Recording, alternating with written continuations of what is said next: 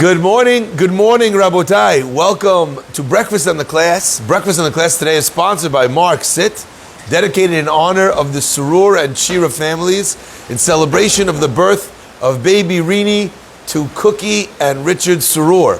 Mabruk, Mazal Tov, you should be zochet to see only nacha from her forever and ever. As well, the week of Cold Brew is dedicated in loving memory of Sammy Sayed, Alav Shalom, Lilui Nishmat, Shlomo ben Rivka, sponsored by his son, Isaac Sayed. The Pasuk says, Isha ki Tazria, a woman who conceives, v'yaleda zachar, and she gives birth to a baby boy. And then it tells us the laws of the brit mila. The rabbis ask what seems to be an obvious question.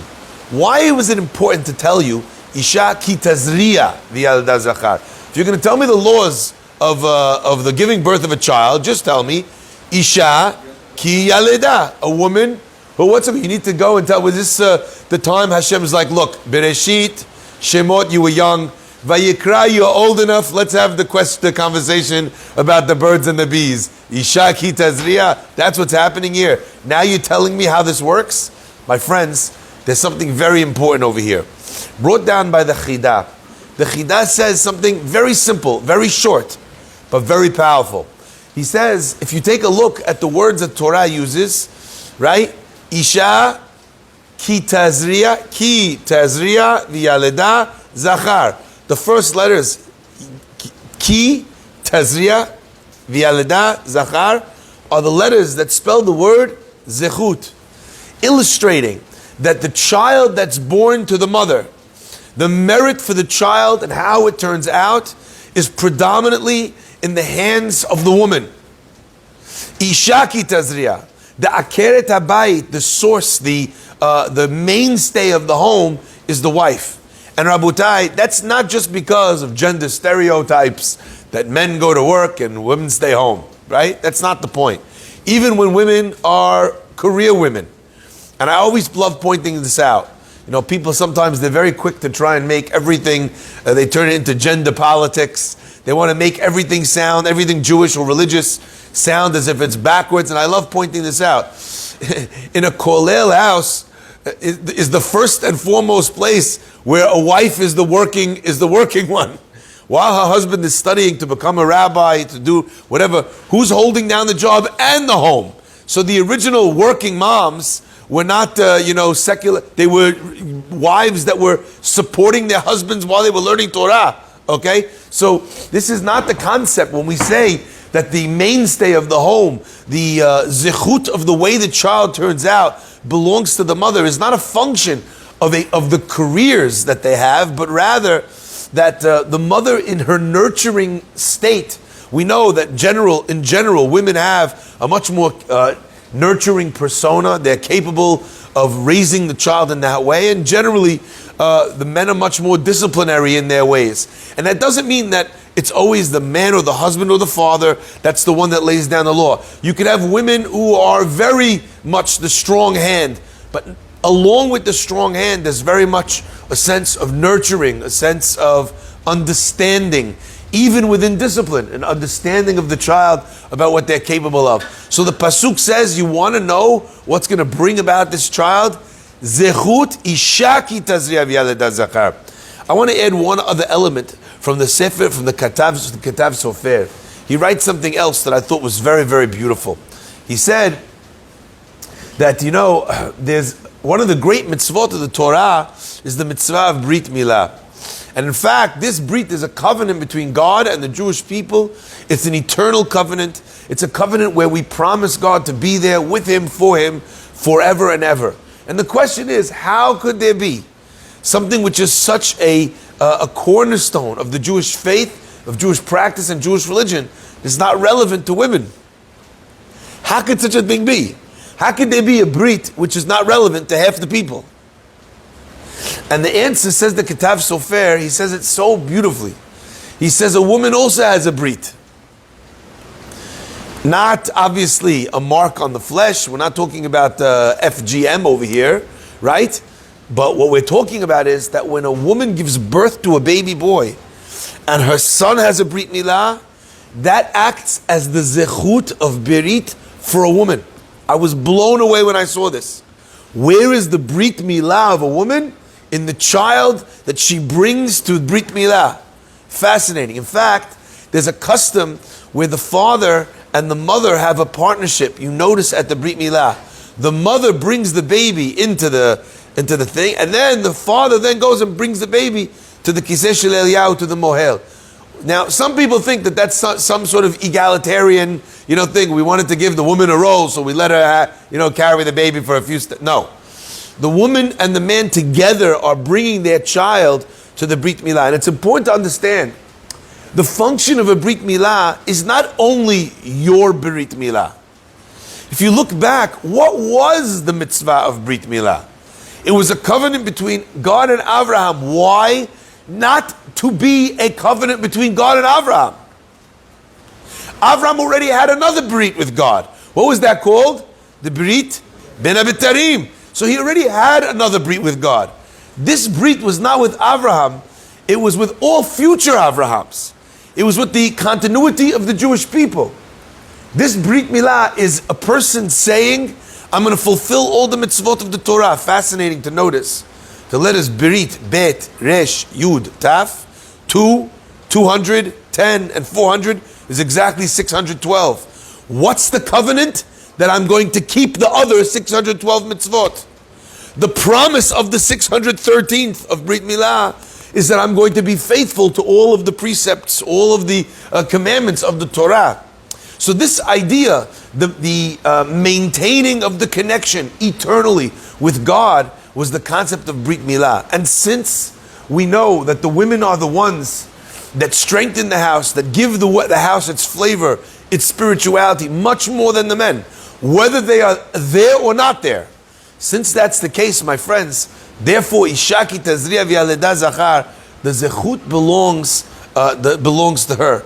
The element of brit milah that happens when she brings her son to the brit milah is also, on some level, her own kiyum of brit milah. And I thought to myself that this idea, this novel concept, does not only apply in the specific boundaries of the idea of brit milah, but rather that we see that when a person does not have a mitzvah, many times the way that they can fill or fulfill the mitzvah is by bringing a mitzvah about.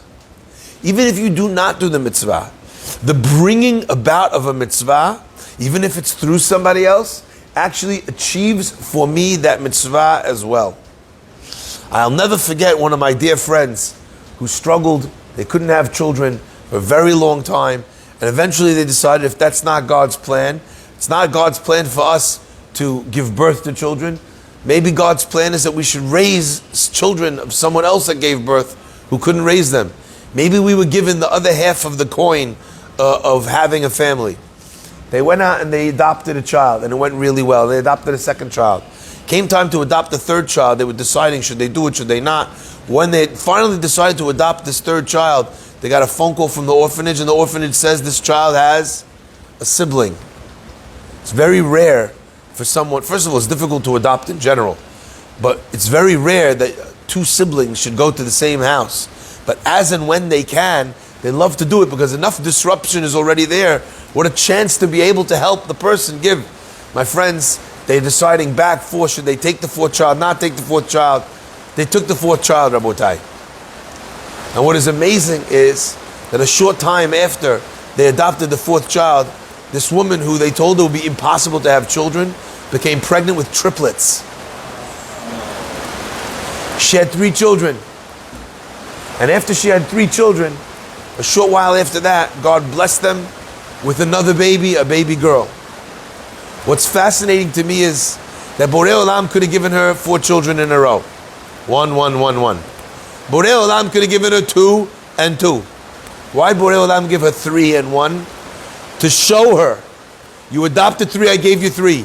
You want to know why I gave you the next one? Because you were deciding whether or not to have the 4th, and then you decided to keep it.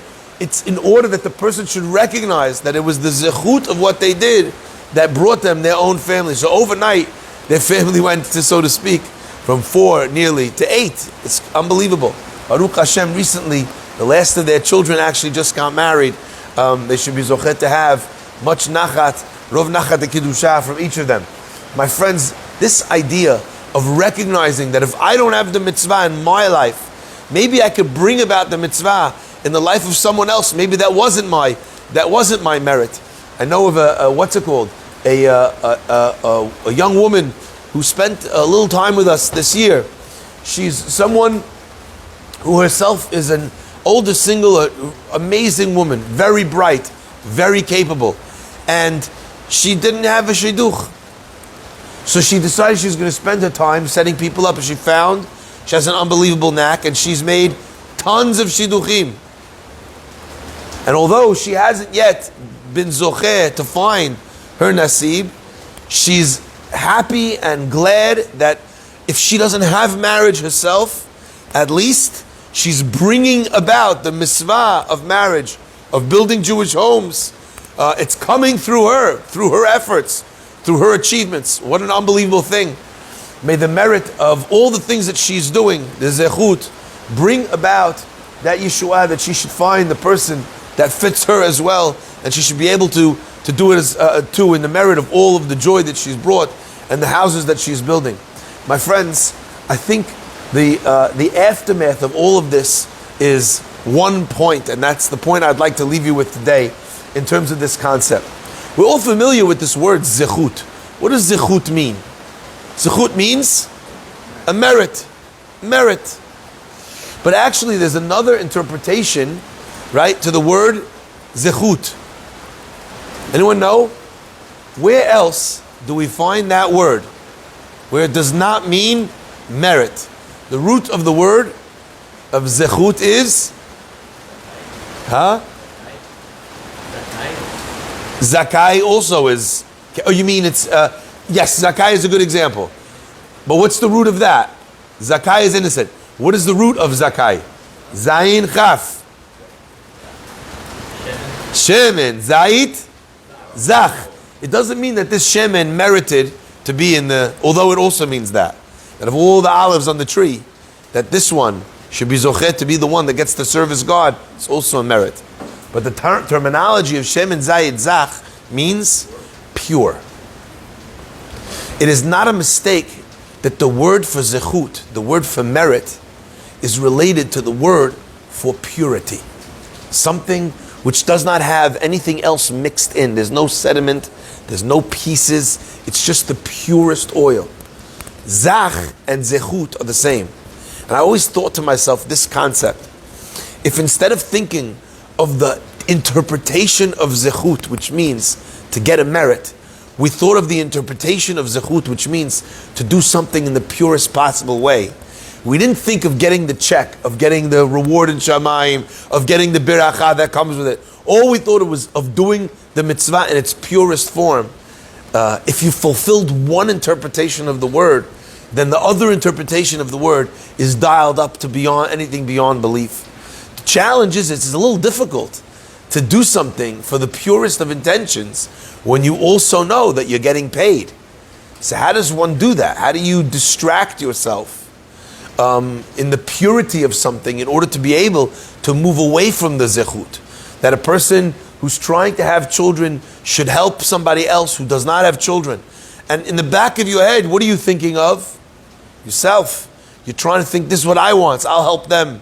You're trying to think of your own shidduch, so you think, you know what, I'll sponsor a wedding, or I'll help someone else find a shidduch, and maybe that will be a merit for me. I'm not saying there's anything wrong with that. I'm just saying a much more powerful zechut would be to be able to do it in purity, to have the element of zach in the zechut. And I was thinking a lot about this, and there's many answers. I've given one before. One of the answers I've given before is for a person to get lost in the mitzvah. You start off, you're thinking about the zechut. But if you expose yourself, you get involved, you're listening to the person, you're feeling their pain, you're in their house, you're looking in their refrigerator, you see there's no food, you go with them to the doctor, you're involved in the treatment that they're getting for fertility. The details, eventually what happens is the person gets sucked into the story. And maybe even for the briefest of seconds, you forget about your part and you're completely consumed with their part. That is a moment of zach. Magnificent. A moment of purity where you forgot about yours and you were only in it for them. That idea that I've shared before, I think applies here as well. If a person is trying to achieve some form of a zechut, and sometimes I must say that I experience this idea not in terms of what I need to receive, but in terms of what I need to become. So as an example, sometimes a person they need a child, or they're having trouble with their children, they need Hashem to bless them that they should be able to get through to their children. Or they're having a problem with Shalom Bayit, or they didn't get married, so they want to be able to be zocher to have that. So the zechut that you're thinking of is in terms of what it gives me. I need parnasah, I need the zechut, Rabbi. Rabbi, thank you for the zechut. God knows I need it. And you're thinking about what you can receive from the zechut. Sometimes I like to turn that idea on its head and think to myself, not in terms of what I get for the mitzvah, but what does the mitzvah make me? Do you ever find yourself doing something a little bit too selfish? We're all selfish sometimes, but sometimes you look at yourself and it's like, come on, Shlomo, Murray, Avi, I'm better than that. You ever find yourself doing that? Instead of thinking of zechut that way, think of zechut here. I need to do a zechut that makes me less selfish. In terms of what it makes me, not what it gets me. When a person is operating that way, they're, so to speak, checking and finding the checks and balances in their existence. You know, you were mean to your wife, so a lot of times, or you did something you weren't so nice, or you weren't nice enough. What do you think? Oh, I got to make it up to her. Forget about making it up to her. You need to make it up to yourself. That's zach. Zach means I'm not this person. How did I do this to someone that I love? I need to be better. Not for her, of course, also for her. But it should come from within me that I feel I need to. So what can I do for her that will make up for the fact in myself that I am not being the husband that I am? Think about this in terms of your children. You let down your children. You didn't spend enough time with them. You were a little bit mean. You were a little bit dismissive. You didn't pay attention to them. What do I do to rectify that? How can I rectify that feeling? How can I do something pure just for them? When a person thinks of it that way, in terms not of what I get, but in terms of what I become, then that becomes the purest form of zechut that a person can achieve. And I think on some level, that's why by the mother we find this zechut being hidden, the Chida's explanation of the brit. Because when I have the brit in my own body, I'm thinking to myself, not as a child, but I'm talking about mentally, my brit, my merit, my chips in shamayim. But when it happens to, not on you, happens in your son, it's one step removed, the mitzvah. It's easier for a person also to think in terms, not just of the chiching in shamayim, but also in terms of them fulfilling the role that they have to play in this world, fulfilling their mission, becoming the person that they need to be. Baruch Adonai Le'olam. Amen ve'amen. Rabbi Chananya ben